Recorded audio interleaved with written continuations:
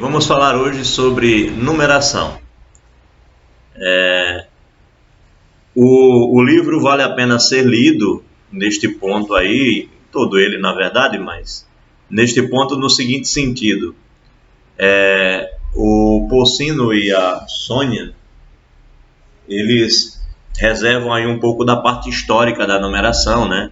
Eles falam da numeração dos egípcios, dos babilônios, falam de vários detalhes interessantes e falam especialmente do fato de que essas numerações não eram úteis, por exemplo, para você fazer as operações algébricas, né, para criar algoritmos e tudo mais. E aí essa numeração que nós usamos hoje nasceu na Índia, mas nasceu sem o zero, mesmo tendo já a ideia posicional dos números, depois surge o zero, etc. Vale a pena ler para a gente ter uma noção de como a numeração se desenvolveu no mundo. É bem interessante estudar isso. Mas no final ele se detém à numeração de base 10, né? A numeração decimal. Inclusive comenta que provavelmente a gente usa a numeração decimal porque nós temos 10 dedos e certamente começou a se usar a numeração decimal porque facilitaria fazer as contas com os dedinhos, né? Eu fiquei imaginando alguém que não tenha 10 se preferia uma outra base, mas a gente está extremamente acostumado com a quantidade 10 e eu acho muito difícil a gente se desapegar dela. Inclusive fui fazer uma conta hoje na base 12 e senti uma dificuldade chatinha de fazer, né? Porque você precisa acrescentar símbolos além dos símbolos que a gente está acostumado de 0 até 9. Bem, está num dos nossos exemplos aqui, o exemplo da base 12. Então, detenhamos-nos então para pensar no que expressamos quando escrevemos um inteiro positivo no nosso sistema decimal. Quando escrevemos 3.427, por exemplo, estamos nos referindo, na verdade, ao número que se obtém fazendo isso aqui, né? Isso é 3 vezes 10 à terceira, mais 4 vezes 10 ao quadrado, mais 2 vezes 10 e mais 7, né? É isso que significa este símbolo que a gente usa aqui. É este número, na verdade. Ou seja, a gente tem uma base 10 que está por trás dessa escrita. Então, mais geralmente, uma expressão de um tipo qualquer assim, que a gente enfileira um monte de algarismos, né? Ela é nada mais, nada menos do que isso. É você pegar o primeiro algarismo e multiplicar por 10 elevado a uma certa potência, depois o segundo por 10 elevado a uma potência com 1 a menos, e assim por diante até os últimos dois, que é a casa decimal, ou seja, quando o número multiplica 10, e depois a casa das unidades, quando o algarismo aparece sozinho. Lembrando que nesse caso, né, na nossa numeração, os símbolos que nós usamos para os números, pode parecer que eu estou dizendo para vocês uma bobagem, mas não estou dizendo uma bobagem não, tá? Os nossos símbolos são esses. E a humanidade toda não usou sempre esses símbolos, né? Existem estágios da humanidade, lugares no mundo em que os algarismos não eram esses. Então é importante que a gente entenda que isso é uma questão de hábito, né? A gente se habituou com esses algarismos, mas poderia ter mais ou ter menos. E nós temos esses algarismos porque nós temos 10 dedos e isso facilita as contas. Bem, então o primeiro teorema já brinca um pouco com isso. Seja B um número inteiro maior ou igual do que 2. Então todo inteiro positivo A pode ser escrito de modo único nessa forma aqui. O A pode ser escrito como um número inteiro vezes B elevado a n, mais outro número inteiro vezes B elevado a n menos 1, e assim por diante, até um certo número inteiro vezes B, e por fim um outro número inteiro que sobra. E é interessante que ele avisa aqui, em que n é um cara maior ou igual do que 0, ou seja, você tem pelo menos esse primeiro, que seria no caso em que A fosse igual ao próprio R0, o Rn não é 0, e para cada índice I que estiver entre 0 e n, tem-se que esses RIs, eles são maiores ou iguais do que 0 e menores do que B. Ou seja, ele está te avisando que estes números que aqui aparecem, eles fazem parte da base B que você está usando.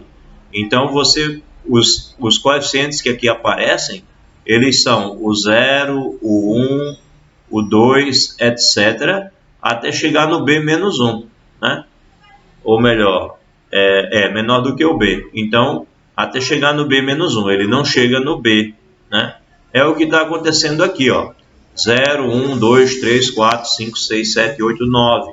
A gente não chega no número que é a representação da nossa base, né? Que é, no caso, a base decimal.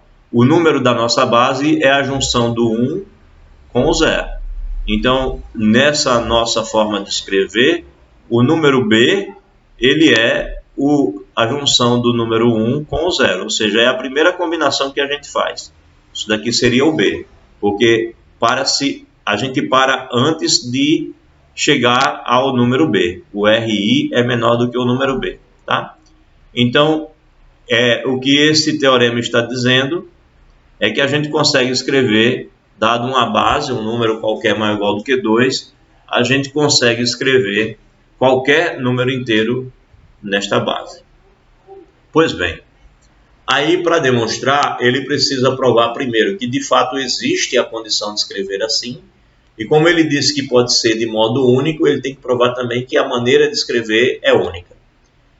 E a demonstração, ela nos dá um algoritmo para a gente encontrar a forma de escrever. Então é importante olhar para a demonstração como uma metodologia para encontrar o número, tá?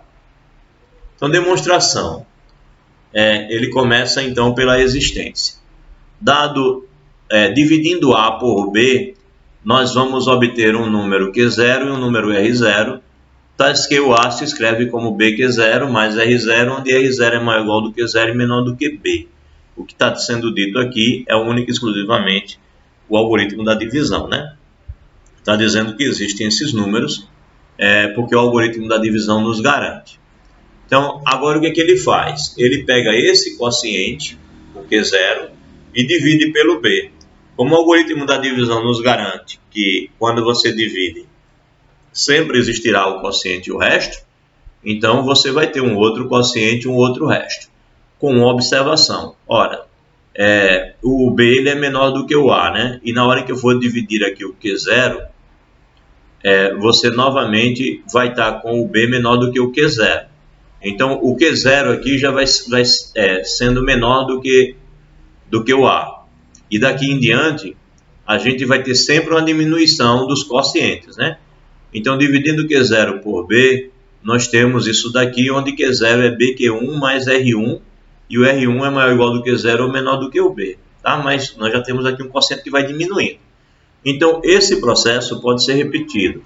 Porém, cada quociente obtido é não negativo, né? Porque eu estou trabalhando aqui sob essa condição, o B é maior do que o 0, e o A também aqui, todo inteiro positivo, né? O A também é maior do que o 0, então estamos trabalhando com inteiros positivos. Então esse processo ele pode ser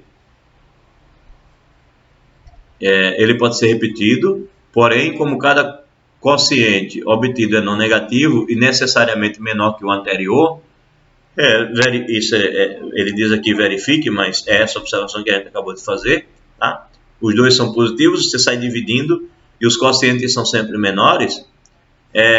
Em algum passo, devemos obter um quociente nulo, né? Vai chegar no momento em que você vai dividir, você está sempre dividindo o quociente pelo B, vai chegar no momento que não cabe mais, né? Ou seja, o quociente vai acabar ficando menor do que o B. E aí, quando isso acontecer, o próximo quociente é 0, né? Vai haver um momento que o quociente é 0. Então, em algum momento, em algum passo, devemos obter um quociente nulo. Então, suponhamos que o primeiro quociente nulo seja o n-ésimo.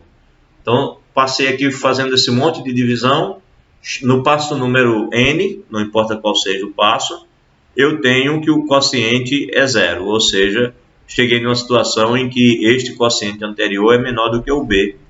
Então, eu tive que colocar 0 aqui, né, e vai continuar valendo a existência do quociente do resto. Bem, agora podemos substituir o valor de Q0 na primeira expressão e continuar fazendo substituições. Ou seja, por onde começamos? Começamos dizendo que A era igual a BQ0 mais R0. Mas a hora em que eu divido o Q0 pelo B, eu tenho que o Q0 é BQ1 mais R1. Na hora que eu dividir o Q1 pelo B, eu vou ter que o Q1 é BQ2 mais R2, e assim por diante. Então, se eu voltar e substituir esse Q0 aqui, por esse que eu encontrei, por essa expressão, o que é que eu vou ter? Ó? Eu vou ter que o A é igual a BQ0 mais R0. Mas aí eu fui e substituí aqui o Q0 pelo que eu tinha encontrado, que é o BQ1 mais R1. Bem, aí sobra aqui o meu R0. Mas acontece que eu também posso dividir o Q1 pelo B. E aí, quando eu dividir o Q1 pelo B, o que eu vou ter nessa expressão aqui? Aqui eu vou ter B vezes B, aí no lugar do Q1 vai estar BQ2 mais R2, né? Porque eu vou ter esse produto aí, na hora em que eu substituir o Q1 por Q2 mais R2. Então, este produto aqui, faltou o meu R1 ali. Ainda tem um R1. Então, essa parte daqui, BQ2 mais R2, é o meu Q1. Mas eu ainda tenho aqui mais o R1. Mais o R1. Deixa eu trazer mais para cá um pouquinho. Então, B vezes BQ1. Aí o Q1 é BQ2 mais R2. E depois mais o R1, que o B também está multiplicando. Né? E aí o R0 que sobra aqui no final. Então, quando eu fizer este produto, eu terei B2 aqui, aí eu tenho o Q1, quando eu desenvolvo. Na verdade, ele está primeiro fazendo esse produto aqui, né? Vamos ver com cuidado para entender bem isso. Na verdade, ele está primeiro fazendo isso daqui. Ele está fazendo B vezes BQ1 e está colocando esse B2 aqui. E depois B vezes R1 está colocando aqui. Depois é que eu substituo, né? Fica melhor. Então, ao invés de olhar a substituição aqui, eu substituo aqui. Aí eu fico com... mas ele fez, né? Tá aqui. B2, ele substituiu aqui. BQ2 mais R2. Eu não precisava substituir logo aqui. Substitui aqui. Aí fica mais BR1 mais R0. Aí agora o que eu vou fazer? Eu vou substituir o Q2 por BQ3 mais R3. E assim por diante, né? Você vai fazendo as contas, isso vai abrindo cada vez mais até quando esse expoente chegar no N. Né? Você vai colocando os B's multiplicando sucessivamente. Então você vai ter o B elevado ao quadrado aqui, depois você vai ter o B elevado à terceira, e assim por diante, B à quarta. Um dia você chega no B elevado a N menos 1, depois no B elevado a N. Quando você chegar no B elevado a N, você vai estar com essa situação aqui, né? E essa situação, o A sendo igual a isso, é exatamente o que eu queria mostrar, né? Eu queria mostrar que A se escreve dessa maneira, né? E o procedimento para verificar que A se escreve dessa maneira é isso, é ficar repetindo essa conta, né? Substituindo até chegar nessa forma de escrever. Essa é uma expressão para A nas condições de enunciado.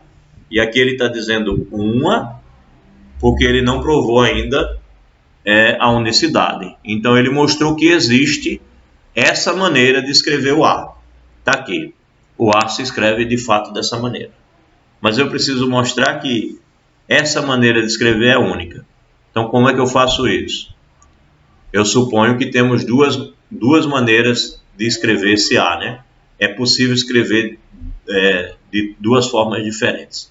O que tem que mudar? Se eu já mostrei que o A se escreve assim, a única coisa que pode mudar são os R's. Então ele vai e escreve aqui.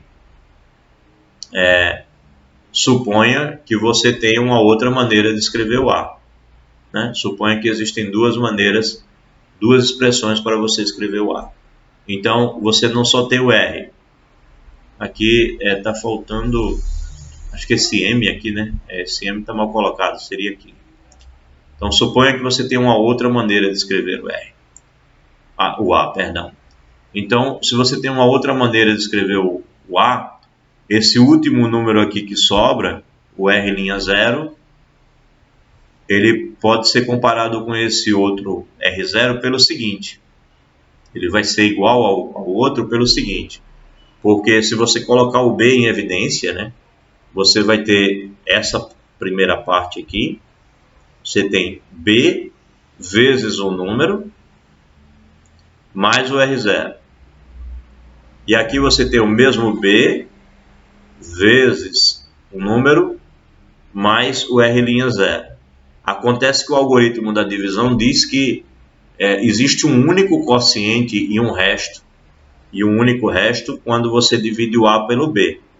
Portanto, como eu estou também dividindo aqui o A pelo B, estou escrevendo o A também como um número vezes um quociente mais um resto.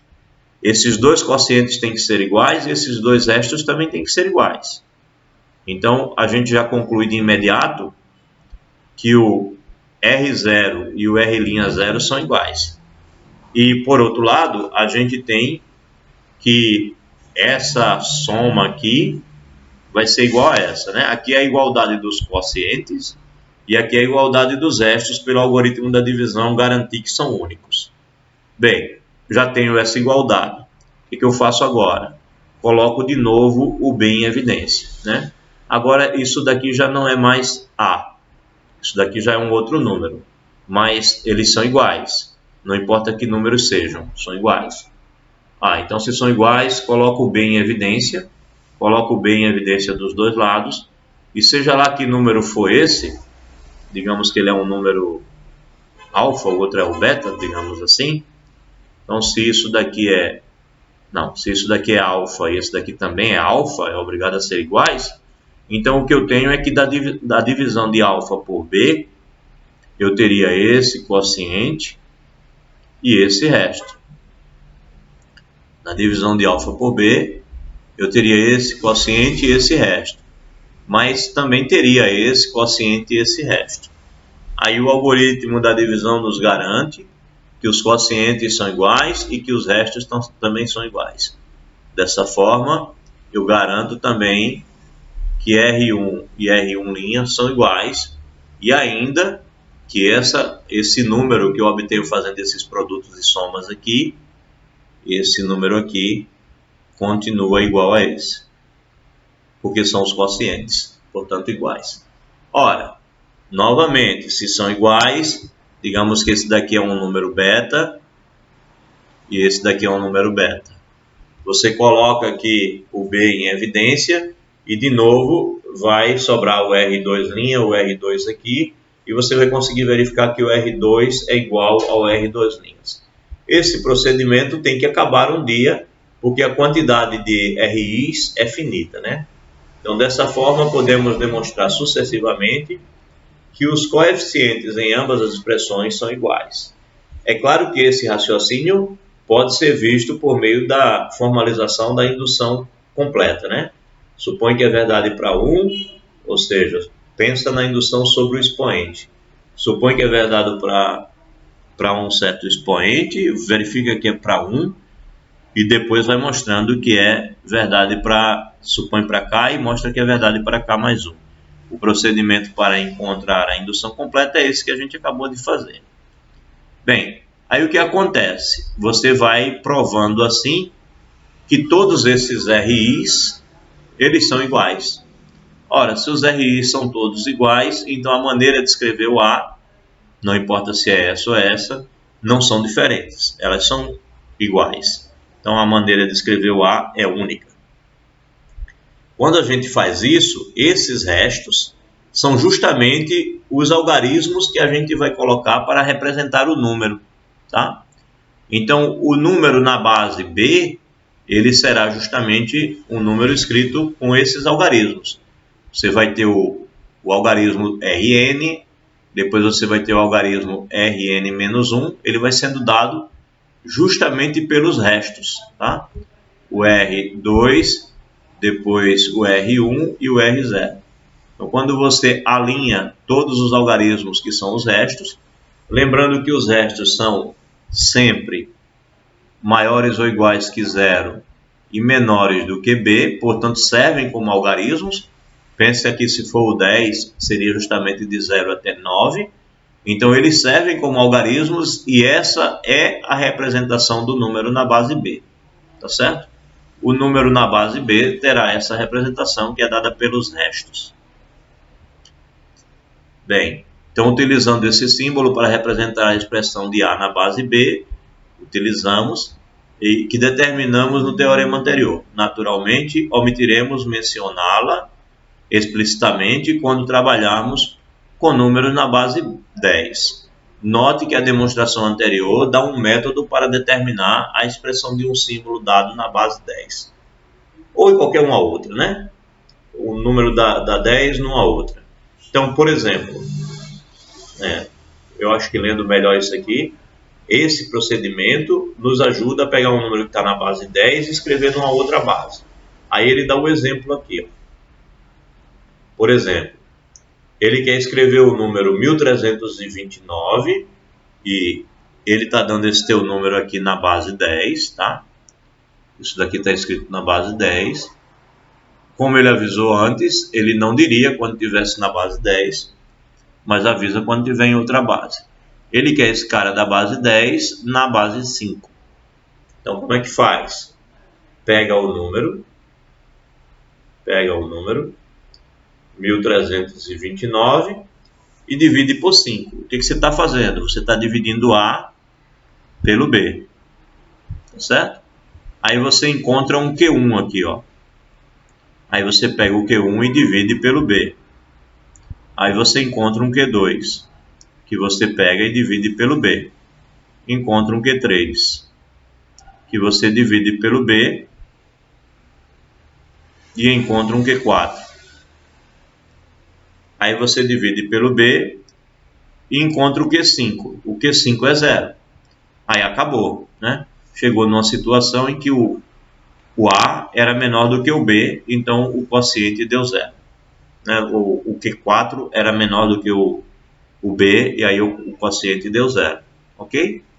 E o número que você vai representar, né? O 1329 na base 5, ele será dado pelos restos, de trás para frente, né? Ou seja, o primeiro algarismo é esse resto, o segundo algarismo é esse resto, o terceiro algarismo é esse resto, o quarto algarismo é esse resto e o último algarismo é esse resto. O número na base 5, então, será o número 2, 0, 3, 0, 2, 0, 3, 0, 4. Então, esse número, 1329, na base 5, ele se escreve assim, tá? Então, verifiquem que as contas estão certas. 13 por 5 dá 2, 2 vezes 5, 10, sobra 3, baixo 2, dá 6, sobra 2, baixo 9.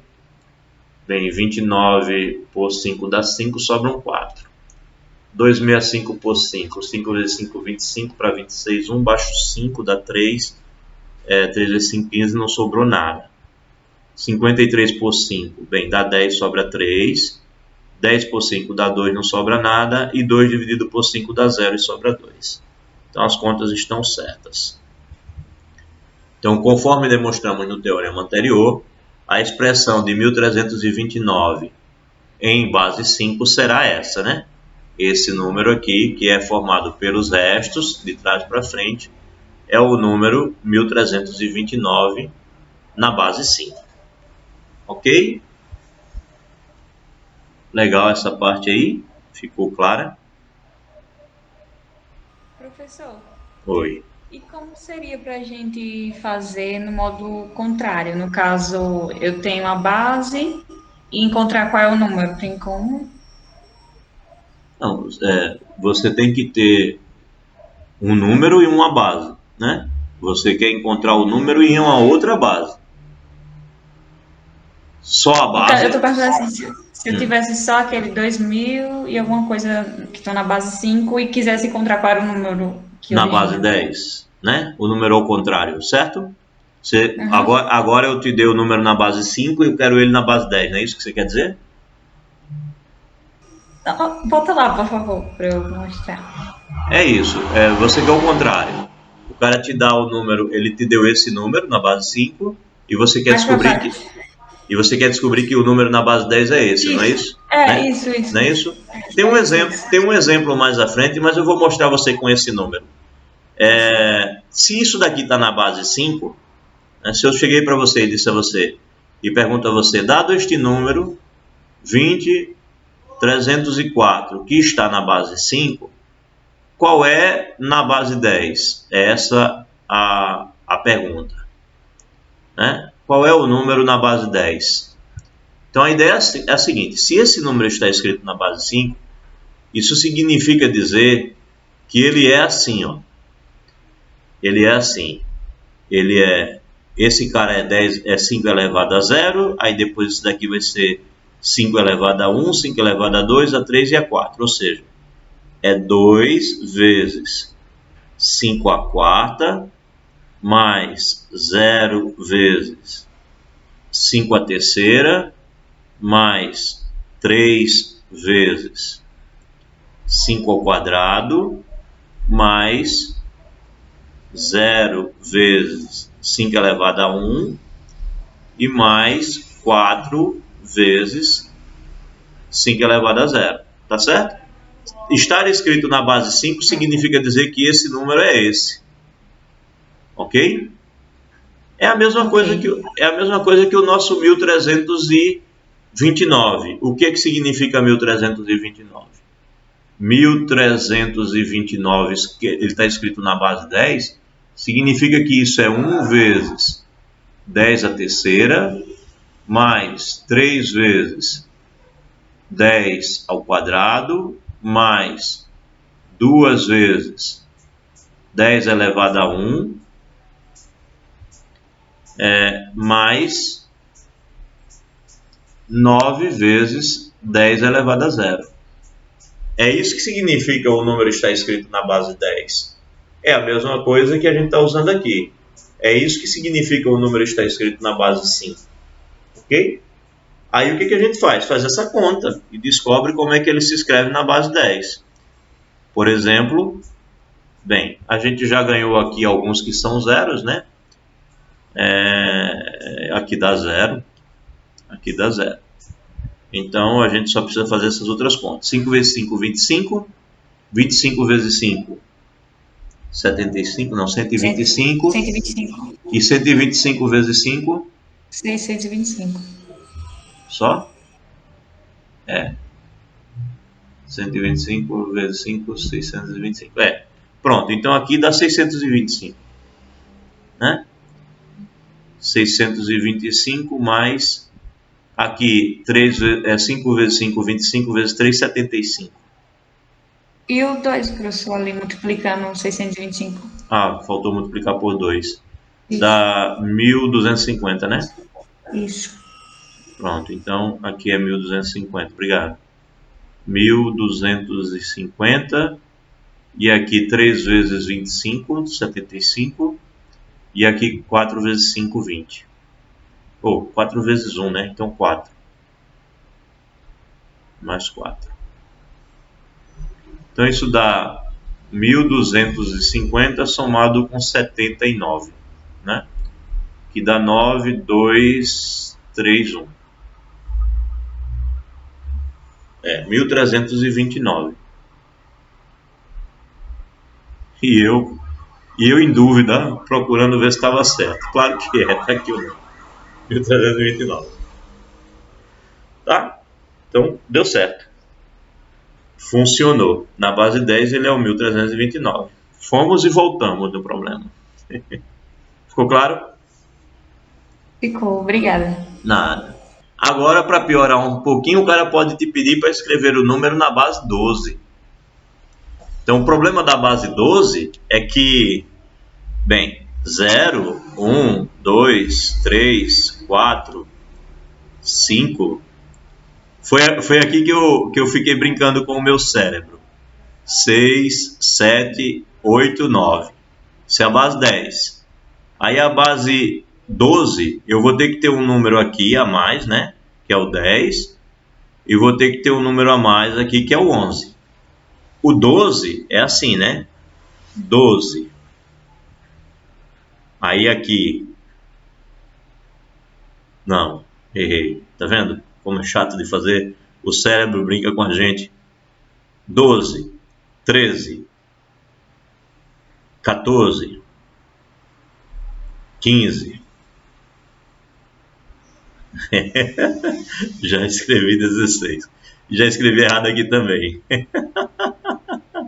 Vamos brincar com o cérebro. 12, 13, 14, 15, 16, 17, 19, não, 18, né? 18, 19, 20, 21. Tá certo isso, meu Deus? 20, tá certo, deixa eu ver. 12, 13, 14, 15, 16, 17, 18, 19, 20, 21, 22, 23, 24. Ok? Bem, chega de brincadeira com a base 12. Entendemos o que é uma base, né? Escrevi aqui de 1 até 24. E vamos lá. Então, o que eu quero é escrever 855, que está na base 10, né? Repito, ele está de novo aqui te dando um na base 10. E ele quer agora que você encontre um na base 12. Então, agora efetuamos as divisões sucessivas. É o algoritmo que a gente tem no teorema. 855 você vai lá e divide por 12. Bem, 85 por 12 dá 7, né? 7 vezes 4, 14, aí vai dar 84, sobra 1. Aí baixo 5 tem o 15, dá 1 vezes 12, sobra 3. Beleza. Agora, 71 por 12, 5 vezes 12 dá 60. Sobram 11. E agora eu tenho 5 para dividir por 12, aí já não dá, o quociente é 0, o resto é 5. Então eu sei que o número, quando for escrever na base 12, ele vai ter o 5, vai ter o 11 no meio, e depois vai ter o 3. Só que 11 é isso, né? Esse é o 11. Esse é o 11. Então 5, 11, 3. 5, 11, 3 é o meu 5 beta 3, né? Usando os algarismos da base 12. Então, o 855 na base 10 é o 5 beta 3 na base 12. Então, para obter a expressão de um número escrito em outra base, na base 10, basta interpretar o significado da expressão. É o que você me perguntou agora há pouco. Ou seja, é escrever isso. Se eu estou na base 5, eu escrevo o número na base 5. E aí eu trago ele para a base 10. Então, por exemplo, escrever 1235 na base 6, ele quer que escreva na base 10. Então é isso, é você pegar o 1235 e escrever uma vez 6 a terceira, por isso que ele não colocou o 1 aqui, acho que ele até deveria ter colocado, né, para destacar o algarismo. Então aqui está o 1, esse, depois o 2, depois o 3 e depois o 5, enquanto que as potências do 6, bem, aqui ele poderia ter escrito 6 elevado a 0, né? 6 elevado a 1, 6 ao quadrado, 6 à terceira. E aí, quando ele faz essas contas, eu conferi e dá realmente 311. Então, esse número 1, 2, 3, 5 na base 6 Quando você pega na base 10, ele é o 311. Ok? Professor, Oi. no exemplo anterior que o senhor estava colocando nos outros números, eu não entendi o que significava. Depois de beta, que veio 10. Esses são os números na base 12, certo? Até a base 10 eu tenho esses algarismos. Como eu estou na base 12, eu preciso de um algarismo para representar o número 10 e um outro para representar o número 11. Porque pense, quando eu estou na base 10, quantos algarismos eu tenho? Eu tenho 10 algarismos. Termina aqui a base 10, né? Certo? Concorda comigo? Está entendendo o que eu estou te falando? Ó? A base 10 ela termina aqui.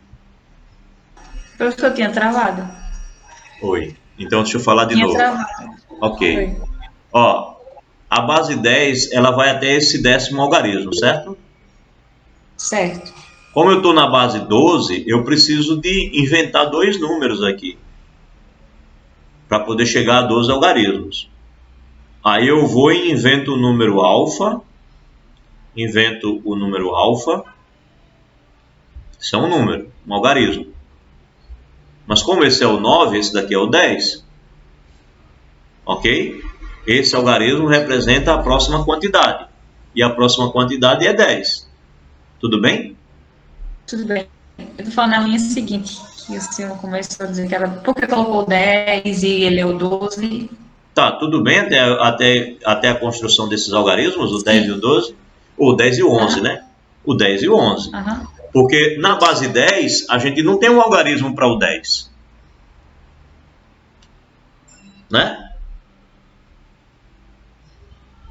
Ah, Na base exatamente. 10, na base 10 qual é o algarismo para o 10? Não tem. Como é que a gente faz o 10 na base 10? A gente pega o número 1 e combina com o 0. Certo? Certo. Então, se eu estou na base 12, eu vou fazer a mesma coisa. Eu tenho que ter 12 algarismos, começando pelo 0. Então, como eu não tinha antes, eu só tinha 10 algarismos, terminava no 9, o 10 eu fazia o 1 com o 0. Então, se eu agora preciso ir até o 12, suponha que eu tenha 12 dedos, então eu quero fazer conta com 12 agora. Então, eu não posso ficar só com 10 algarismos. Eu preciso de 12 algarismos, de 12 letrinhas, para representar os números. Então eu tenho uma letra para o 0, uma letra para o 1, para o 2, para o 3, para o 4, para o 5, para o 6, para o 7, para o 8, para o 8, para o 9. Mas quando eu estou na base 10, ela termina aí. Porque o 10 eu já faço a combinação do 1 com o 0. Como eu quero ir até a base 12, então eu preciso de uma letrinha para o 10 e uma outra letrinha para o 11. Eu sempre paro um antes. Quando eu estou na base 10, eu paro no 9. É a última letrinha que eu tenho. Quando eu estou na base 12, eu tenho que parar no 11. Então eu preciso de uma letrinha para representar a quantidade 10 e preciso de uma letrinha para representar a quantidade 11. O que eu estou chamando de letrinha, você deve chamar de algarismo.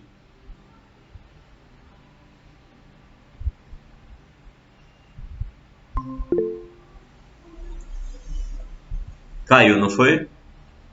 Tinha travado na hora que você falou da base 12. Tá. Então, o que eu estou dizendo é, eu preciso de 9 algarismos, de 10 algarismos para a base 10. O 0 para representar nenhuma quantidade, o 1 para representar uma quantidade, o 2, o 3, etc., até a quantidade 9. Na hora que eu vou representar a quantidade 10, eu faço uma combinação do algarismo que representa a quantidade 1 com o algarismo que representa a quantidade 0, certo? Essa é a quantidade 10. Certo. Se eu estou pensando de chegar até o 12, então eu preciso de um algarismo para representar a quantidade 10 e a quantidade 11, porque eu sempre paro uma unidade antes de chegar na base. Se a base era 10, eu parei no 9. Foi o meu último algarismo criado. Não existe um algarismo para representar o 10, certo? Aham, entendi. Entendeu, né? Aí, como eu preciso chegar na base 12, eu preciso de um algarismo para o número 10, para a quantidade 10, e um algarismo para a quantidade 11. Então, eu usei o alfa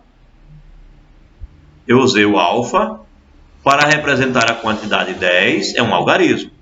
E o beta para representar a quantidade 11. Então, quem vai ser o 12? É o 1 com o 0. Isso é o 12. Aí, quem vai ser o 13? É o 1 com ele mesmo. Quem é o 14? É o 1 com o 12. Quem é o 15? É 1 com o 2, né? Quem é o 15? É o 1 com o 3. Quem é o 16? É o 1 com o 4. Quem é o 17? É o 1 com o 5. Quem é o 18? É o 1 com o 6. Quem é o 19? É o 1 com o 7. Quem é o 20? É o 1 com o 8. Quem é o 21? É o 1 com o 9. Quem é o 22? É o 1 com o alfa. Quem é o 23? É o 1 com o beta. Acabei de combinar o 1 com todo mundo. Então eu tenho que começar agora a combinar o 2. Aí quem é o 24? É o 2 com o 0. Quem é o 25? É o 2 com o 1. Quem é o 26? É o 2 com o 3. E assim por diante. Entendeu a ideia? Entendi, mas o professor, no caso, isso foi por conta que ele falou que alfa era 10 e beta era 11, né? Isso. Mas se ele dissesse só que alfa era 10, aí o meu 11º número seria o 10? Aí o décimo, aí você não estaria na base 12, estaria na base 11. Ah, é verdade. Entendeu? Entendi. A base sempre vai ter, o representante da base sempre vai ser o 1 com o 0. Entendi. Tá? E agora? Obrigada. Ah, inclusive tem uma piadinha que diz assim, né? Como é? Eu gosto muito dessa piadinha. Ela diz assim, piadinha matemática, né? Ela diz assim, existem apenas dois tipos de pessoas. Existem apenas dois tipos de pessoas: os que conhecem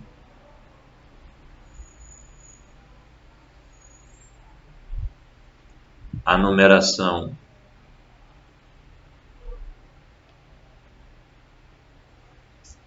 binária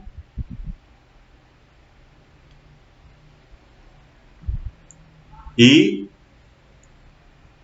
os que não conhecem.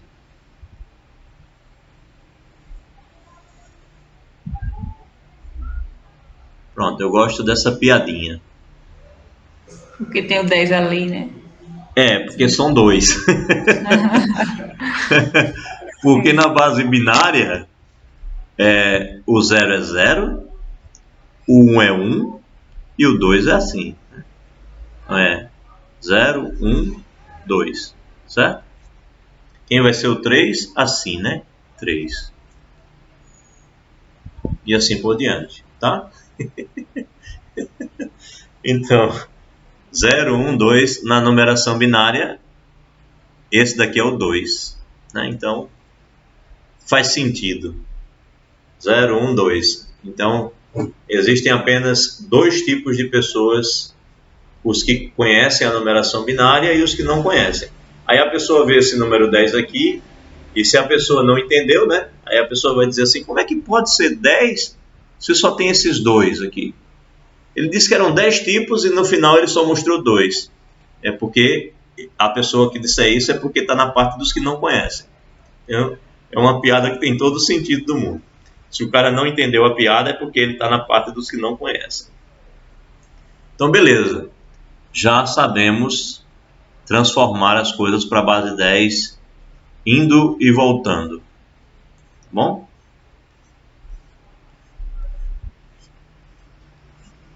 Alguma outra pergunta, não? Por enquanto não, professor. Beleza. Deixa eu ver que horas são. Dá bastante tempo para a gente brincar agora, falar um pouquinho sobre ideais. E no final eu vou passar o bizu. Ideais e máximo divisor comum. Olha só, definição.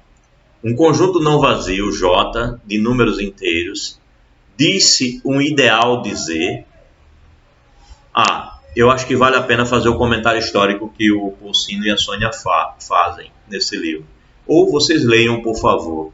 Ele comenta que esses números aqui eles passaram a ser chamados de ideais enquanto alguns matemáticos estiveram estudando o último teorema de Fermat, né? Que é aquele que afirma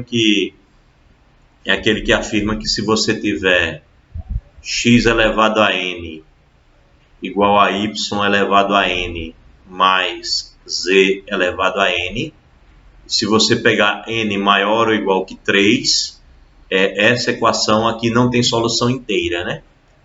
Ou seja, 2 vale o teorema de Pitágoras, né? A gente já sabe que tem as ternas pitagóricas. 1 é evidente que pode, claro.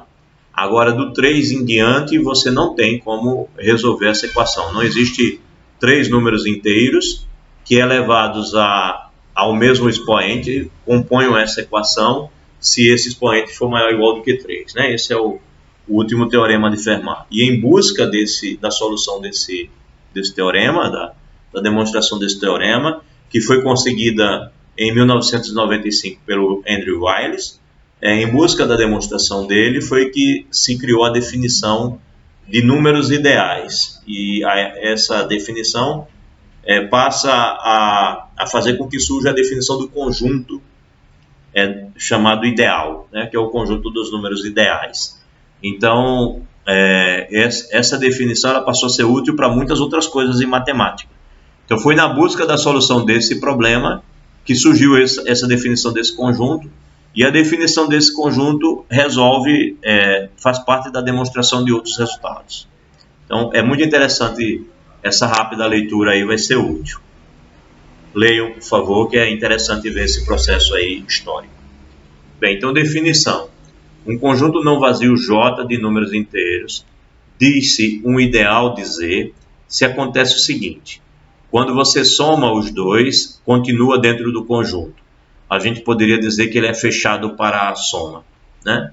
E quando você pega um número dentro dele e pega um número que não está nele ou está, não importa, certo? Ou seja, alfa pertencendo a J e A um número inteiro qualquer, então o produto alfa vezes A continua dentro de J, certo?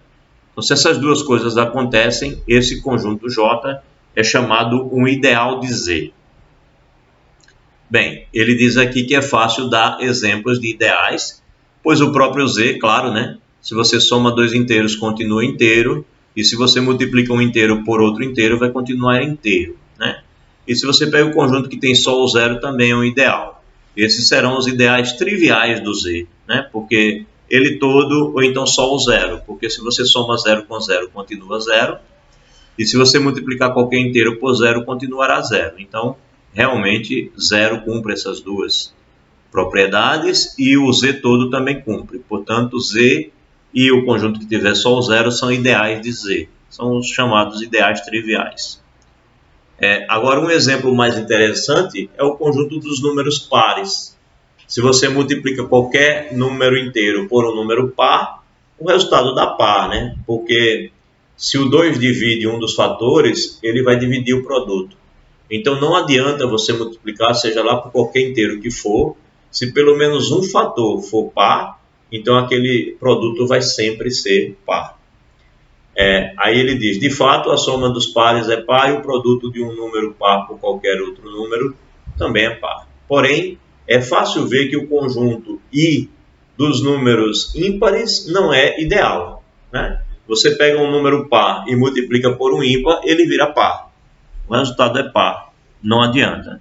Então, de fato, a soma de dois inteiros de I não pertence a I. Também é verdade que se você soma dois números ímpares, continua ímpar, né? E se você multiplica um par por um ímpar, vai dar par. Então, não cumpre aquelas duas propriedades. O conjunto dos números pares nada mais é do que o conjunto dos múltiplos de 2. Podemos obter novos exemplos com uma construção análoga. Ou seja, se o conjunto dos números pares é um ideal, então seria os múltiplos de qualquer inteiro ideal? Então, é isso que a gente vai ver que é de fato.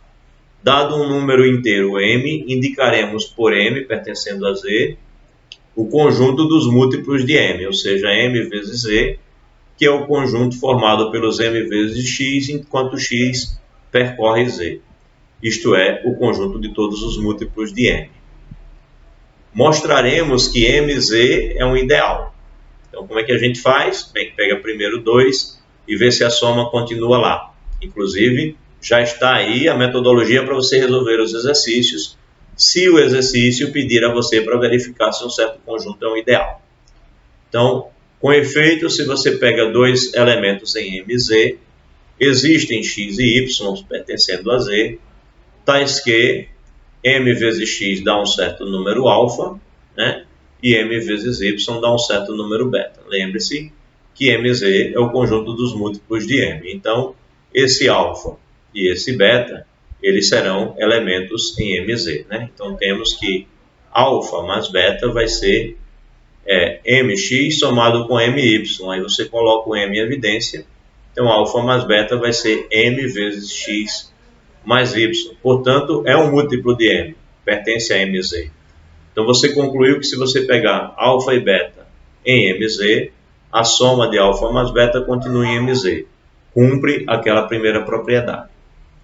Por outro lado, se você pegar um número inteiro qualquer em z, temos que, se você multiplicar esse número por alfa, onde alfa é um cara de mz, então o alfa, por ser um cara de mz, é do tipo m vezes x, onde x é inteiro, e você vai e multiplica esse mx por a.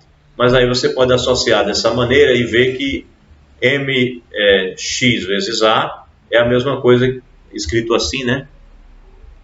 mx vezes a, olhando para mx sendo alfa, né? mx é o alfa, vezes o a, mx vezes a princípio aqui a gente associaria assim, mx vezes a, mas aí eu mudo a posição dos parênteses e verifico que isso é mxa, é a mesma coisa, continua pertencendo a mz. Ok, então é fechado para a adição e também para essa multiplicação de qualquer elemento de z por um elemento de mz. Um fato interessante é que esses são todos os possíveis ideais de z, tá? Todos os exemplos possíveis. Então, quer encontrar um ideal de z, é pegar um múltiplo de qualquer número. Todo ideal de z vai ser isso, tá? Então, mesmo que você pense nos triviais, isso daqui são todos os múltiplos de zero, né? Todos os múltiplos de zero, né? E o próprio z, a gente pode ver como todos os múltiplos de 1. Então, o z é todos os múltiplos de 1, esse daqui é todos os múltiplos de 0. Então, todo o ideal de z, mesmo os triviais, são múltiplos de 1 inteiro, né? Então, quer encontrar um exemplo de um ideal de z, pega um múltiplo de um inteiro qualquer, ele será um ideal de z. Bem, aí vem um teorema. Seja J um ideal de z. O teorema, na verdade, é a demonstração de que só tem esses exemplos, né? Seja J um ideal de z. Então, J igual a zero, né? Igual só ao zero, ou então existe um inteiro positivo m, tal que o J seja igual a mz. É isso que ele afirma. Ele está dizendo que ou o J só tem o zero, que no caso seriam os múltiplos de zero, ou então existe um outro inteiro positivo, que não é o zero, tal que o J é um múltiplo de z. É um múltiplo de m, perdão, né? É da forma mz. Então ele quer demonstrar que só acontece uma dessas duas coisas caso o J seja um ideal. Bem, então, demonstração. Seja J um ideal de z. Se J não for o nulo, então, como ele disse que acontece isso ou isso, ele está negando esse. Então tem que acontecer o outro. Se o J não é nulo, existe pelo menos um inteiro A diferente de zero, tal que o A está lá no J, né? Está dentro do J.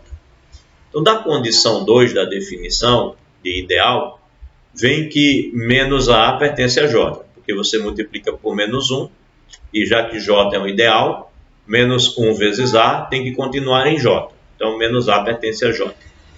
Então, como A e menos A pertencem a J, podemos afirmar que J contém inteiros positivos, né? Porque se o A for positivo, ótimo. Se o A for negativo, o menos A é positivo. Então, eu posso garantir que o J ele contém pelo menos um inteiro positivo. E quando eu peguei esse A diferente de zero, ele poderia ser positivo ou negativo. Mas como eu garanto que se o A está lá, o menos A também está, eu posso garantir que o J vai ter pelo menos um inteiro positivo. Então ele contém inteiros positivos. Assim, o conjunto J+, ou seja, formado pelos elementos de J que são positivos, primeiro eu garanti que existe pelo menos um. Então eu posso pensar num conjunto deles, né? Pode ser que só tenha um. Então ele é não vazio. O J+ é não vazio. O conjunto dos inteiros positivos dentro de J é não vazio. Aí o princípio da boa ordenação diz, se ele é um subconjunto de Z e ele é não vazio, né? Então existe um elemento mínimo aqui. Então provaremos que J é precisamente o conjunto dos múltiplos de M, isto é, J é igual a MZ. Essa é a nossa intenção. E quem é o M? O M é esse elemento mínimo que o princípio da boa ordenação garante que existe. Elemento mínimo positivo. Então, de fato, como M pertence a J, a condição 2 da definição mostra que, para todo elemento que eu pegar em Z, tem-se que o M vezes X está em J. Né? Então, o que eu estou concluindo? Logo, eu estou concluindo que o MZ continua em J, né? Porque eu acabei de dizer o seguinte, que se eu tiver, eu estou com M em J, se eu pego qualquer X e multiplico M, eu vou ter, se eu estou dizendo que eu posso pegar qualquer X e multiplicar o M, eu estou dizendo que eu posso pegar qualquer elemento do MZ. Né? Então, se eu pego qualquer elemento do MZ e multiplico aqui, se eu pego qualquer X inteiro e multiplico M, eu tenho um elemento de Z, e obrigatoriamente, pela parte 2 da definição, esse elemento estará em J. Então, eu acabei de mostrar que este conjunto aqui está contido nesse. E eu quero mostrar que eles são iguais. Então, eu preciso mostrar o contrário. Preciso mostrar que este também está contido nesse. Então, para provar a inclusão contrária, consideraremos um elemento qualquer alfa pertencendo a J. Então, peguei agora um elemento aqui e quero mostrar que ele está aqui. E provaremos que é um múltiplo de M. Bem, efetuando a divisão inteira de alfa por M, podemos determinar Q e R, ou seja, dados alfa e M inteiros, o algoritmo da divisão me garante que existe o quociente e o resto da divisão de alfa por M. Então, em outras palavras, existe a possibilidade de escrever alfa como sendo M vezes um quociente mais um resto, onde o resto tem que ser maior ou igual do que zero e menor do que M.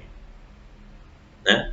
Aí a conclusão aqui, se R for diferente de zero, como R dá para isolar ele aqui e ficar alfa menos MQ, e tanto alfa quanto MQ pertencem a J, teríamos o quê? Bem, quem é o alfa? O alfa é MQ mais R. Né?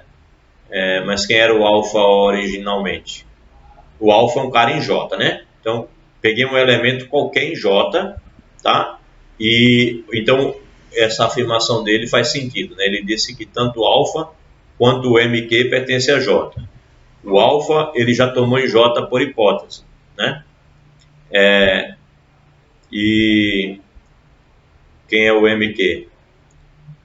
O M também é um elemento de J, né? E se eu multiplico por Q, onde Q é um número inteiro, Q vezes M continuará em J, pela condição 2 da definição. Então, tanto alfa quanto MQ pertencem a J, correto, né? Então, teríamos o quê?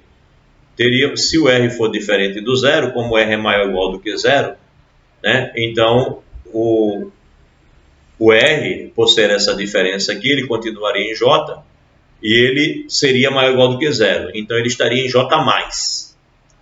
Ora, mas só que ele é menor do que o M. E o M é o mínimo, é o menor elemento do J+. Então, nós teríamos um R que está em J+, e ele é menor do que o menor. Não tem como, né? O R não pode ser menor do que o menor elemento. Uma contradição. Então, eu não posso ter que o R seja diferente de zero. Ele não pode ser maior do que zero para não estar em J+. Então, a única possibilidade que eu tenho é que o R seja zero. Ora, mas se o R é zero, quem é o alfa? Alfa é MQ mais zero. Portanto, o alfa é MQ, já que o R é zero. Né? O alfa é MQ. Ora, isso significa dizer que o alfa é um múltiplo de M. Mas onde eu peguei o alfa? Eu peguei o alfa no J. Então, eu peguei um alfa no J e provei que ele é um múltiplo de M. Então, ele estará no MZ. Peguei um cara aqui no J e mostrei que ele está aqui no MZ. O que eu concluo? Eu concluo que o MZ também está contido em J, né? Ou seja, ele poderia até ter escrito aqui, né? Podia ter concluído aqui. Logo,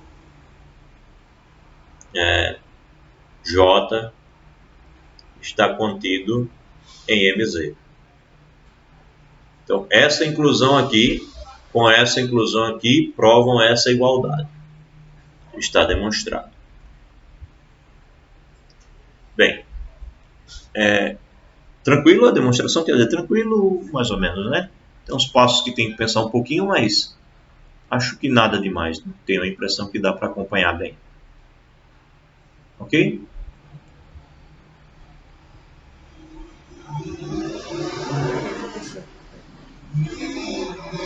Certo.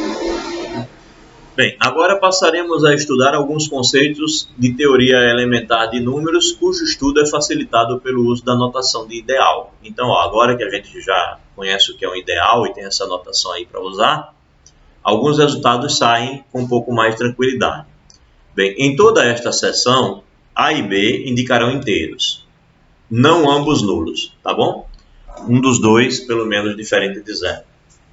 O inteiro C diz-se um divisor comum de A e B, se o C divide o A e o C também divide o B. O conjunto D de A e B, de todos os divisores comuns de A e B, ou seja, DAB, significa que é o conjunto dos números inteiros que dividem tanto A quanto B.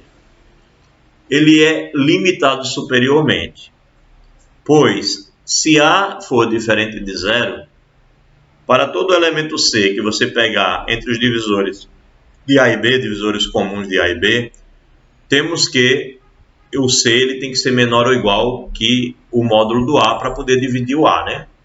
Consequentemente, o conjunto dos divisores de A e B ele terá máximo divisor comum, né? Ele terá um máximo. Ele terá um máximo. Porque qualquer elemento que eu pegar aqui, ele está limitado pelo menos pelo próprio módulo de A. Já que o módulo de A também divide o A, tá? Então o módulo de A pertence a esse conjunto e ele é maior do que qualquer elemento que eu pegar dentro do conjunto que divide o próprio A e divide o B. Então esse cara tem um máximo, ele é limitado. Pois bem, definição. Chama-se máximo divisor comum de A e B o maior de seus divisores comuns, isto é, o MDC do A e B é o maior divisor comum de A e B. Tá? Então, ele aqui está mostrando a você que esse máximo divisor comum existe. Né? Ele está argumentando aqui que existe. Né? Ou seja, o conjunto dos caras que dividem o A e o B, ele é pelo menos menor ou igual que o módulo de um deles. Então, como o módulo de um deles está aqui presente, então a existência desse máximo divisor comum está garantida. Né? Então, ele foi e definiu o máximo divisor comum como sendo o maior dos elementos que está dentro dos divisores de A e B. Aí, como eu disse a vocês, eu vou passar o bizu hoje. Talvez alguém tenha ficado com a esperança de que esse bizu era o bizu da prova. Mas não é o bizu da prova. É o teorema de bizu. Certo? Então, o teorema de bizu. Sejam A e B inteiros e D o maior divisor comum entre A e B. Aí ele garante que existem R e S, tais que você consegue escrever o D assim. Eu gosto de dizer que o D é escrito como uma espécie de combinação linear, né? Onde você tem os coeficientes R e S, combinação linear dos números A e D. Eu não sei se essa expressão pode ser usada assim tão livremente, mas eu vou chamar assim de vez em quando, pelo menos.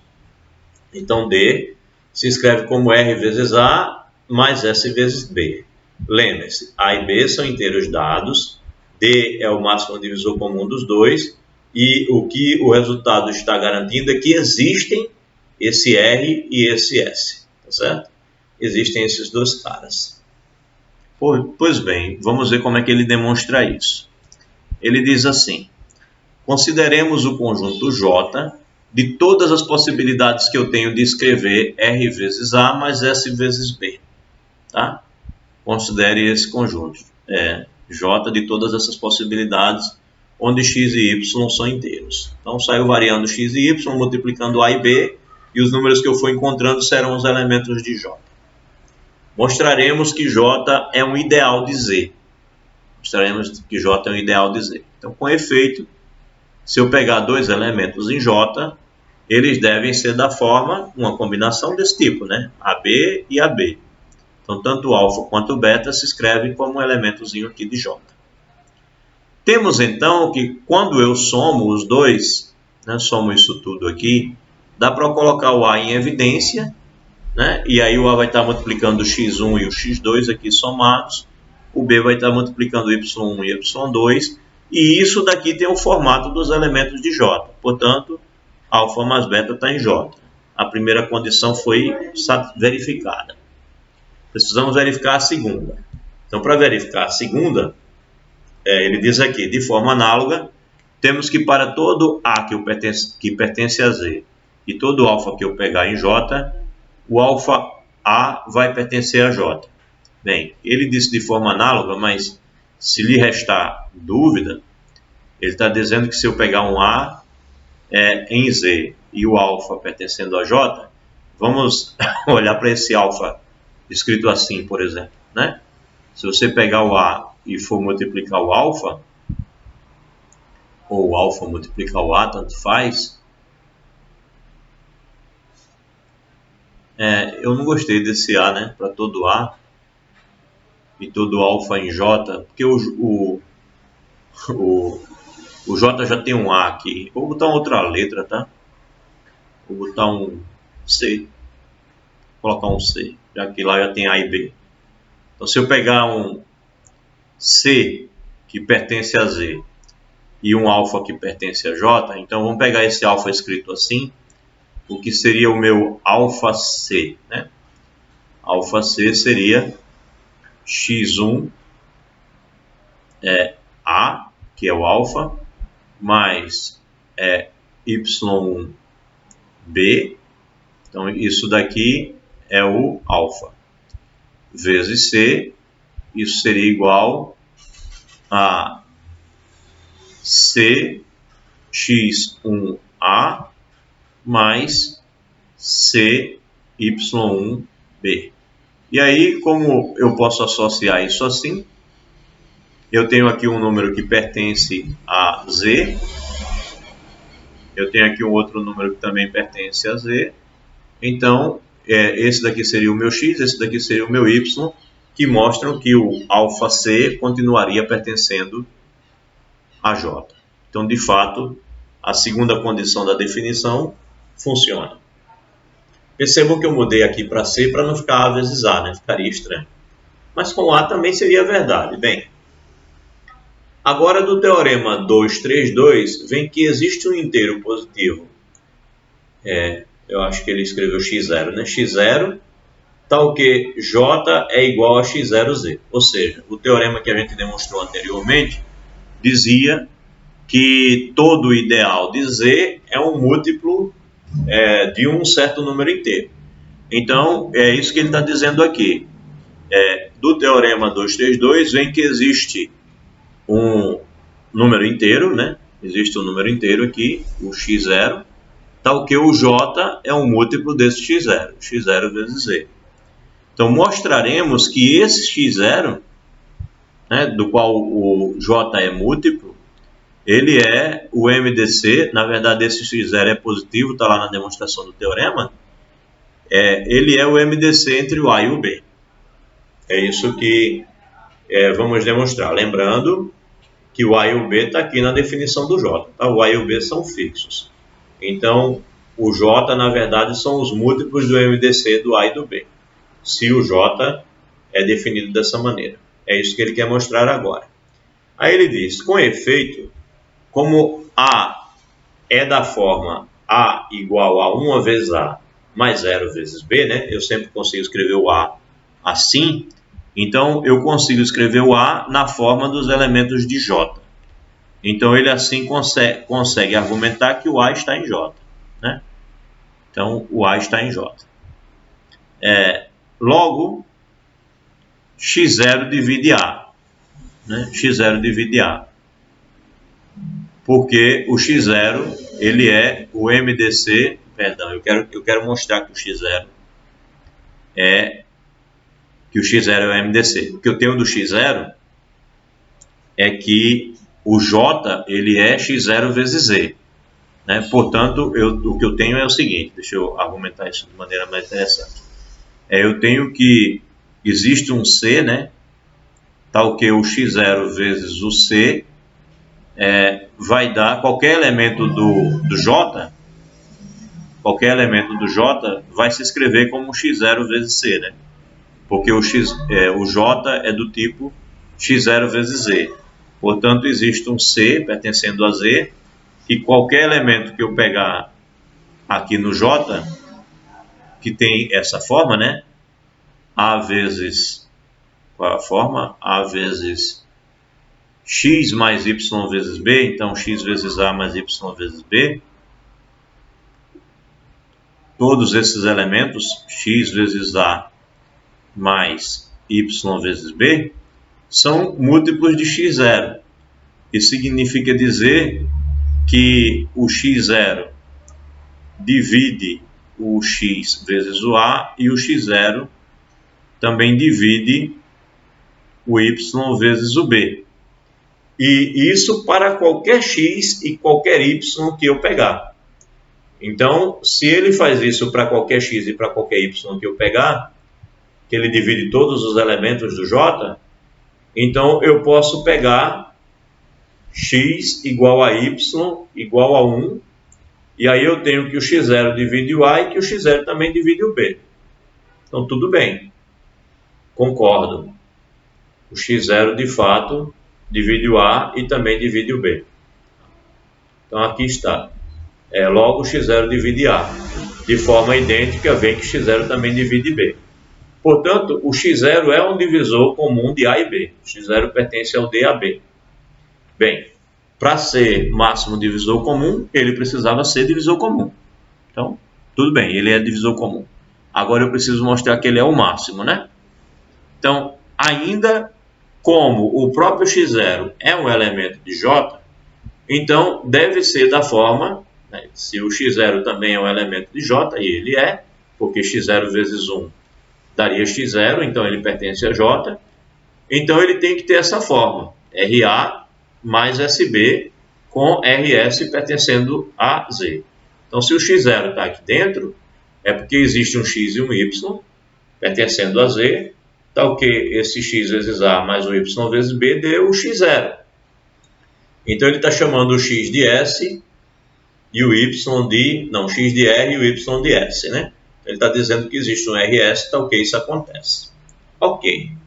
Então, finalmente, para provar que esse x0 é o maior dos elementos dos divisores comuns de A e B, consideremos que exista um outro, um D' pertencendo aos divisores de A e B, tais que esse D' divide o A, divide o B, e, consequentemente, ele vai dividir RA mais SB, né? Porque ele divide cada uma das parcelas, e se ele divide o A, ele divide RA, e se ele divide o B, ele divide o SB. A questão é que dizer isso significa dizer que ele divide o x0. O D' divide o x0. Portanto, qualquer elemento que eu pegar entre os divisores de A e B, eles vão dividir o x0. Os divisores comuns de A e B, qualquer um que eu pegar, vai dividir esse x0. O grande problema é que se ele divide o x0, ele é menor, né? Portanto, o módulo do D' é menor ou igual que o módulo do x0. mas o x0 nós tomamos ele positivo, né? O teorema nos garante que existe um inteiro positivo x0. Portanto, o módulo do x0 é ele mesmo, e o módulo do d' divide o módulo do x0, ou seja, o módulo do d' divide o x0. Consequentemente, o d' é menor do que ele, e assim o x0 é o maior deles, porque o d' foi pego como sendo um qualquer.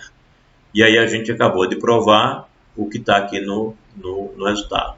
Existem o R e o S, tais que o D, que é o maior divisor comum de A e B, se escreve como R vezes A, mais S vezes B para certos R e S inteiro. O D aqui, no nosso caso, é o nosso x0, né? x0 se escreve como RA mais SB. Esse R e S existem. E x0 seria o nosso máximo divisor comum. Bem, note-se que no decorrer da demonstração do teorema 234, provamos também que todo divisor comum de A e B é um divisor de D, onde o D é o máximo divisor comum, ou seja, qualquer outro divisor tem que dividir o maior deles. Na verdade, essa propriedade pode ser usada para caracterizar o máximo divisor comum de dois números, como demonstraremos a seguir. Ou seja, dizer que um certo elemento é o máximo divisor comum de A e B significa dizer que qualquer outro divisor comum de A e B o divide. É uma maneira de você caracterizar o máximo divisor comum. E aí é o que vai dizer esse teorema, né? Sejam A e B inteiros. O inteiro positivo D é o máximo divisor comum de A e B se somente se verifica que este tal D divide A e divide B para ser divisor comum, e se existir um cara que divide o A e divide o B, ou seja, um outro elemento divisor comum, ele vai ter que dividir o máximo divisor comum. Ok? Antes da demonstração, aquela paradinha para ver se estão todos vivos. É muita informaçãozinha, né? Detalhe aqui, detalhe ali, o cara se perde e depois não... Será que o que ele falou está certo? Deve ser uma loucura, né?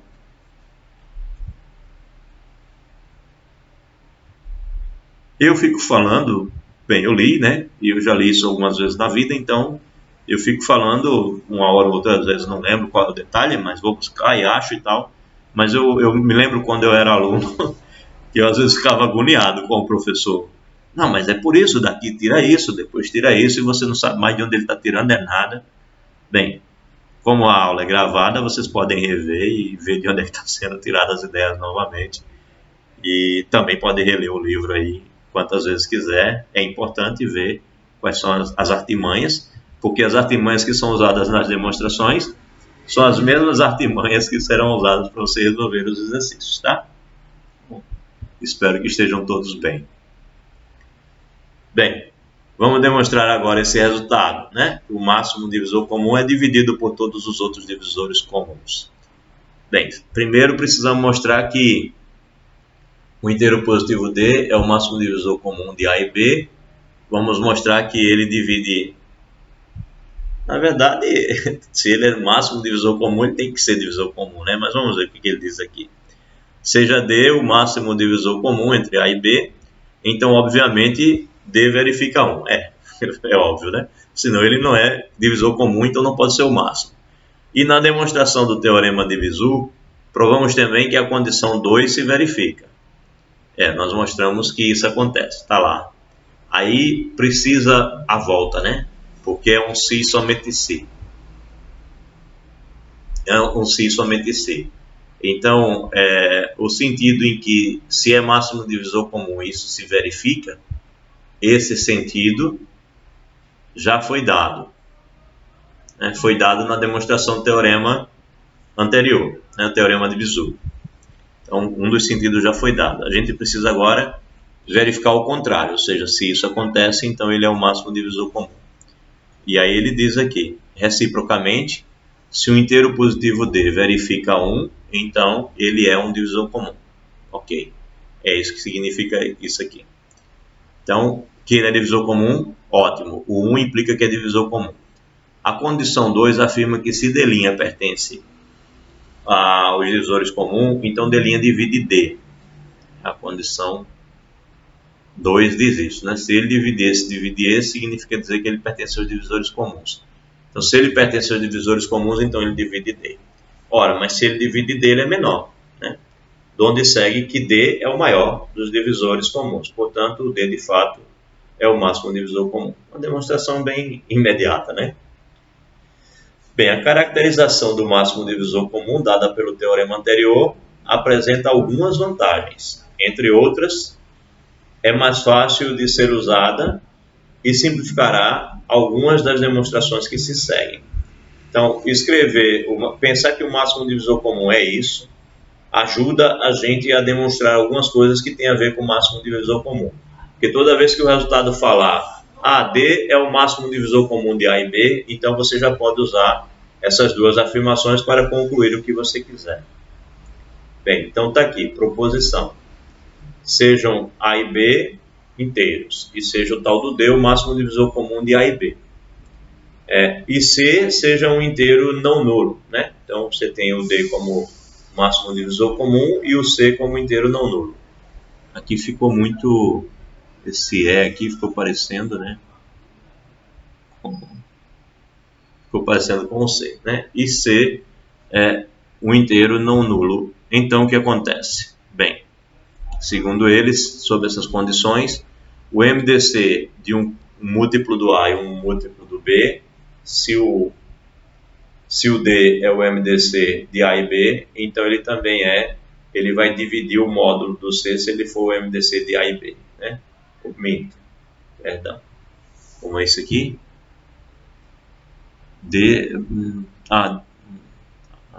O MDC é D vezes C. Tá, entendi agora. Estava ruim de entender. Isso é um produto, tá? Ele está dizendo então que se o D é o MDC entre A e B e o C é um inteiro qualquer, e você pega esse inteiro não nulo e multiplica o A e multiplica o B, então você também estará multiplicando o D, né? Ou seja, o módulo dele multiplicando o D vai ser o MDC entre os produtos AC e BC. É isso que ele está afirmando na primeira. E se C divide A e C divide B, ou seja, se o C pertence ao conjunto dos divisores comuns de A e B, então o MDC entre essas divisões, né, o A dividido por C e o B dividido por C, vai ser o D dividido pelo módulo do C. Interessante. Então vamos ver como é que isso é demonstrado. Então, para mostraremos que D vezes C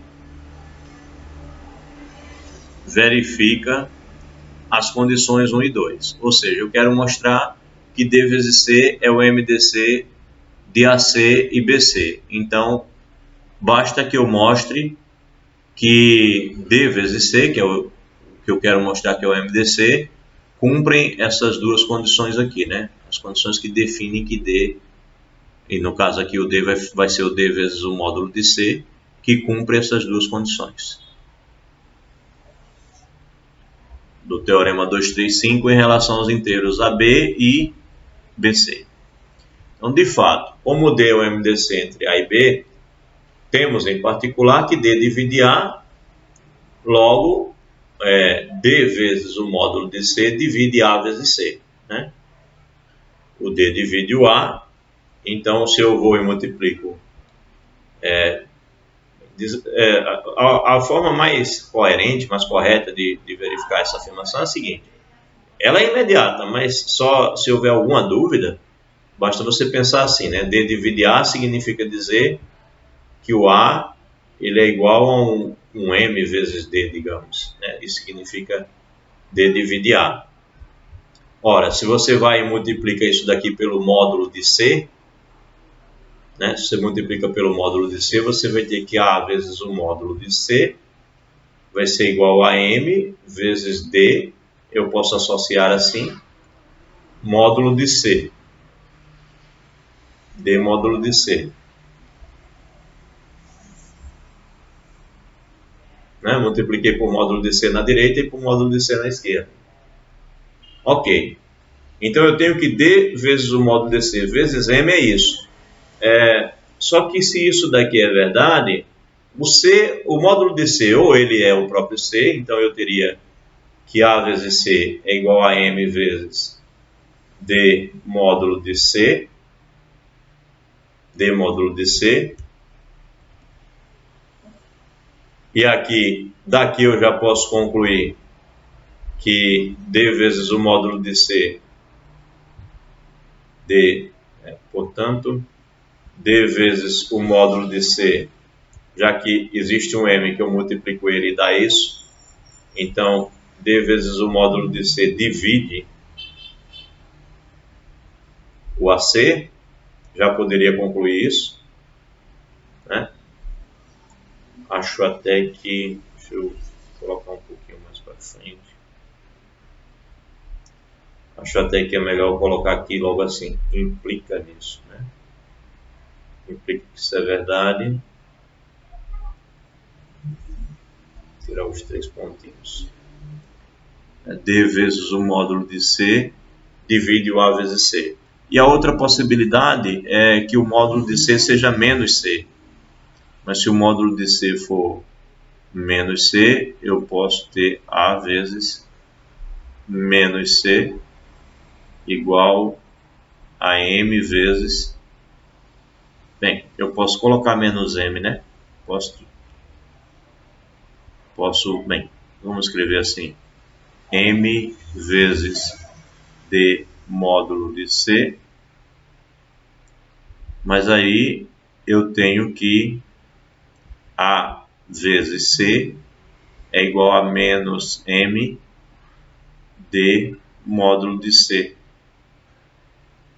E se eu tenho isso, eu também tenho o que eu tinha antes, né? Ou seja, ao invés de usar M, eu posso usar menos M, mas de qualquer forma, isso daqui implica que D vezes o módulo de C divide o AC.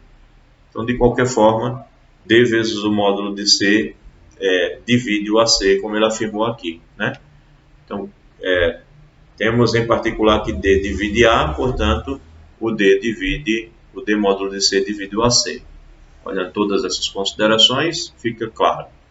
Então, da mesma forma, o D módulo de C vai dividir o BC, né? Porque o D divide o B. Então, troca o A por B e faz todas as mesmas considerações que eu fiz aqui e você conclui que o D módulo de C divide o BC também. Bem, então, o D módulo de C pertence aos divisores de AC e de BC, os divisores comuns, né?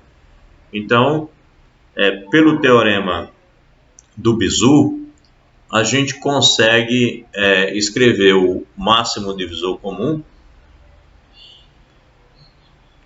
como sendo uma combinação linear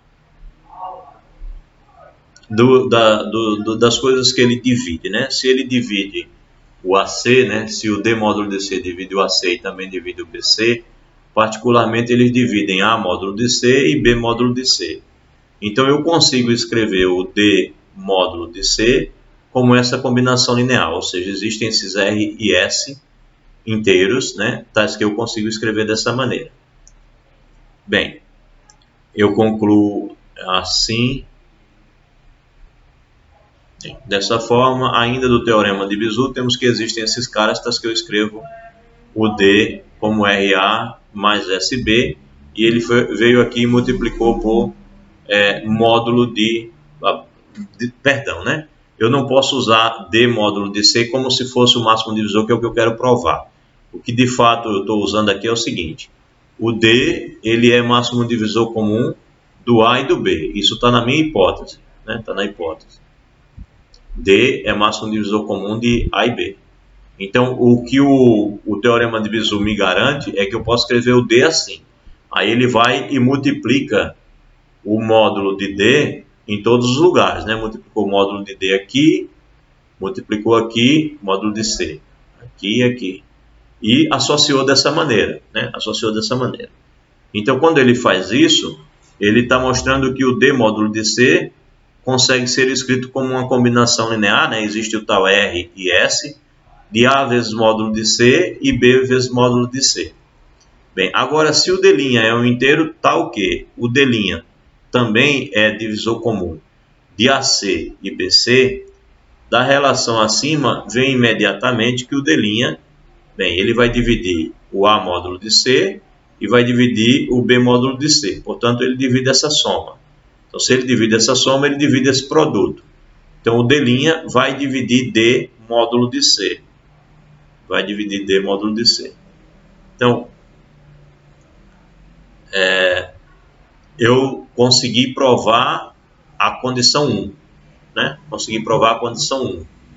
O tal do D' divide tanto o AC quanto o BC. Né?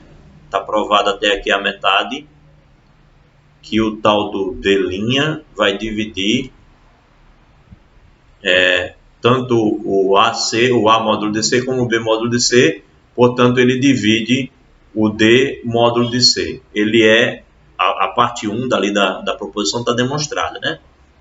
A parte 1 dessa primeira proposição aqui está demonstrada. D divide A, C e o...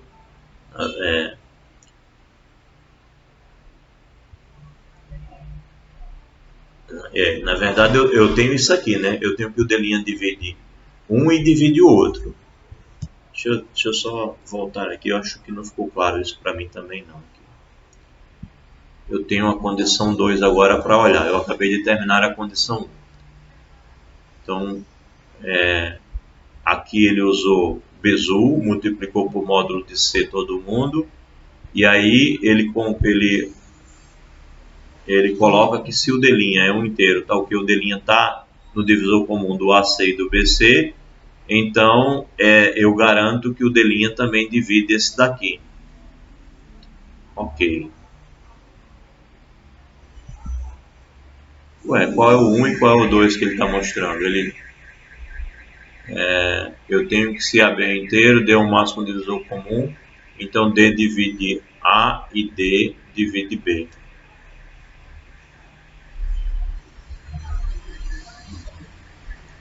O meu divisor comum que eu quero mostrar é o D módulo de C. Então, eu já tinha concluído que o D módulo de C divide o AC e divide o BC aqui em cima. Ou seja, ele fez um pouco mais do que A1, né? Porque tudo que ele precisava era me mostrar isso aqui, né? Ele precisava mostrar que o D módulo de C dividia o AC e o que o D módulo de C dividia o BC. Isso daqui já prova 1. Porque A1 era só isso, né? A1 era mostrar que aquele cara que eu penso que é o máximo divisor comum, divide o A e divide o B. No nosso problema, o A é AC e o B é BC, né? Esse é o resultado que nós estamos demonstrando aqui. Ah, tá. Era exatamente isso. Queria mostrar que esse cara era o máximo divisor comum. Então, até aqui, eu tinha mostrado a parte 1 do teorema. Ok. Eu precisava mostrar a parte 2. Ele faz isso daqui em diante. Tá? Até aqui, eu tenho mostrado a parte 1 do teorema. E para continuar, ele precisava mostrar que se existisse um D' que dividisse o AC e o BC, ou seja, se tivesse um D' que fosse divisor comum de AC e BC, ele tinha que dividir aquele cara que eu quero provar que é o máximo divisor comum. E, de fato, ele divide, né? Se ele divide aqui e aqui, ele também divide esse. Portanto, até aqui, a gente usou esse teorema todo aqui, tanto 1 quanto 2, para mostrar que vale esse 1, ou seja, que o MDC de fato é D vezes o módulo de C. Então, nós provamos o 1 que ele está falando aqui, ó. Esse 1 que ele está falando aqui é esse, tá? E até chegar aqui, antes de começar o 2, até aqui ele usou o 1 do teorema anterior e daqui para baixo ele provou o 2 do teorema anterior.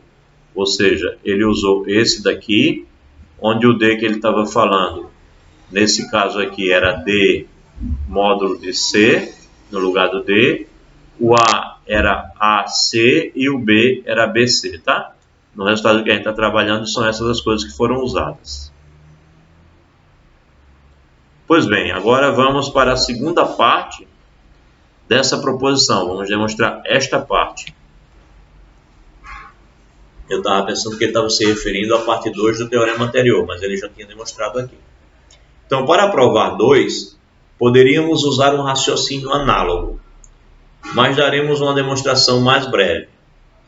Usando o resultado anterior, seja x o máximo divisor comum de A dividido por C e B dividido por C.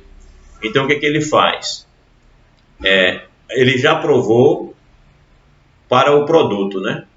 Ele tem que o MDC entre AC e BC é D vezes o módulo de C. Ele já mostrou como é o máximo divisor comum quando você multiplica um C aqui no A e no B. O que ele faz com o máximo divisor comum de A e B? Ele multiplica pelo módulo de C. Ele agora está falando de divisão. Você tem que o C divide o A e o C divide o B, ao invés de ele multiplicar. Então ele está te dizendo que o máximo divisor comum, quando você pega um C e divide o A e divide o B, vai ser o mesmo que você pegar o módulo do C e dividir o D. Então, para não ter que fazer uma argumentação longa como essa primeira, ele simplesmente relaciona a divisão com multiplicação. Ele diz o seguinte: o MDC entre A e B é o MDC entre A sobre C vezes C, que né, você divide o C por C, dá o próprio A.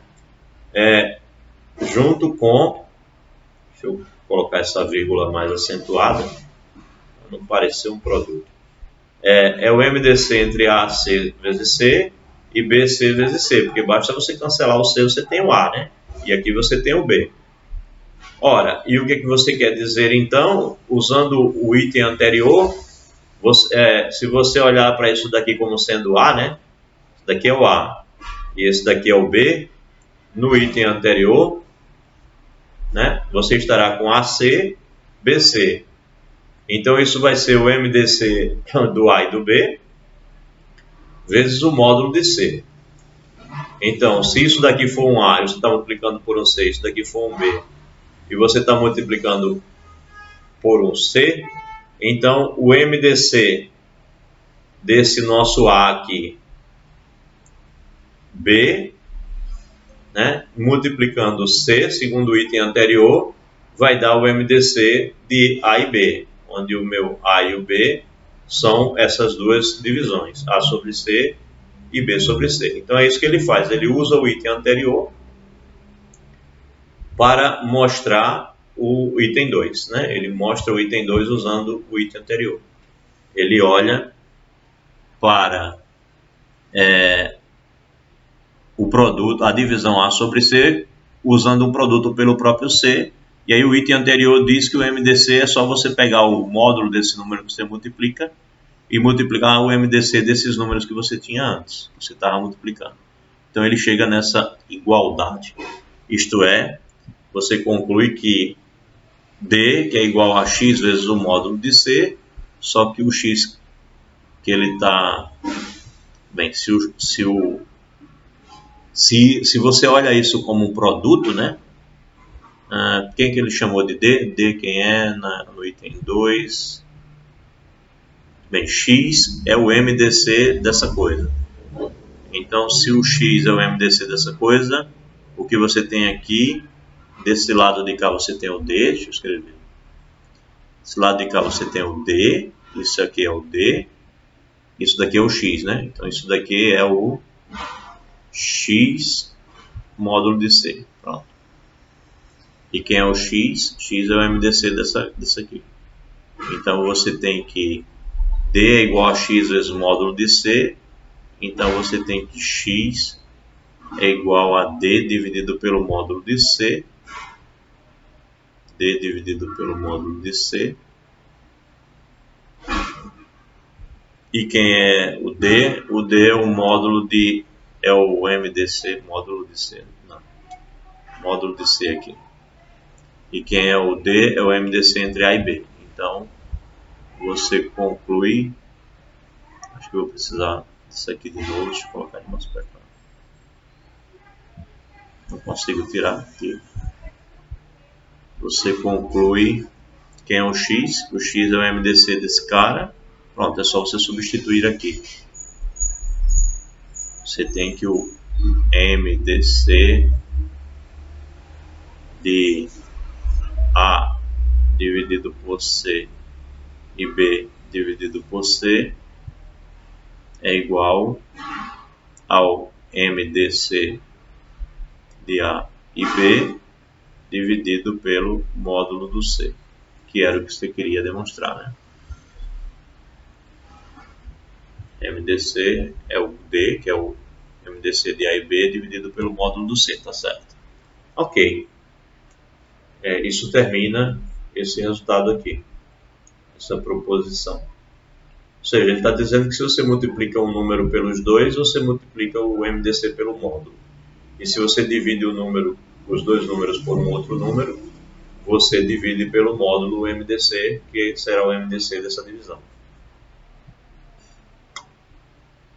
Acabou. Passei 7 minutinhos, né? Para mim tá bom. Alguém quer fazer algum